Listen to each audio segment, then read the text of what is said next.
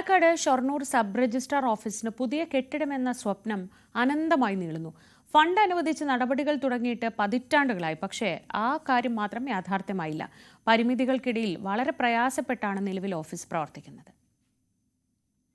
ദിവസേന നിരവധി ആളുകൾ എത്തുന്ന ഷൊർണൂർ സബ് രജിസ്ട്രാർ ഓഫീസാണ് വർഷങ്ങളായി പരിമിതികളുടെ നടുവിൽ പ്രവർത്തിക്കുന്നത്. പുതിയ കെട്ടിടത്തിന് അനുമതിയും ഫണ്ടും ലഭ്യമായിട്ടും പദ്ധതി യാഥാർത്ഥ്യമാക്കാൻ പറ്റിയിട്ടില്ല. 10 പേർ ഒരുമിച്ചെത്തിയാൽ ഇരിക്കാനുള്ള സൗകര്യമില്ല.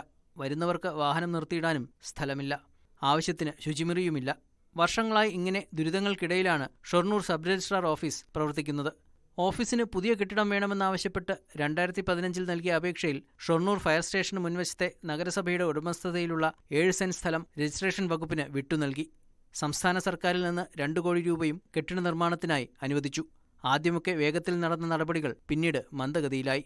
ഏകദേശം 10 വർഷം പിന്നിട്ടിട്ടും ഇതുവരെയായി സബ് രജിസ്ട്രാറുടെ ഒരു പണികളും പൂർത്തീകരിക്കാൻ സാധിച്ചിട്ടില്ല.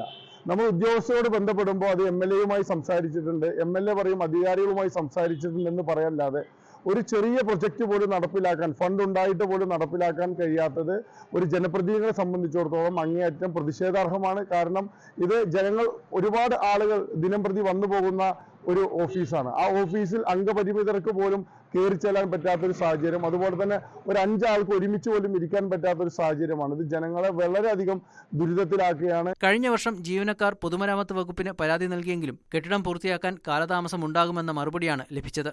ഡോക്യുമെന്റ്, സ്പെഷ്യൽ മാരേജ്, ആധാരം തുടങ്ങിയ ആവശ്യങ്ങൾക്കായി നിരവധി ആളുകളാണ് ഷൊർണൂർ സബ് രജിസ്ട്രാർ ഓഫീസിലെത്തുന്നത്. പുതിയ കെട്ടിടം വേഗത്തിൽ യാഥാർത്ഥ്യമാക്കി ജനങ്ങളും ജീവനക്കാരും നേരിടുന്ന ദുരിതത്തിന് പരിഹാരം വേണമെന്നാണ് ആവശ്യം. ന്യൂസ് 18 ഷൊർണൂർ.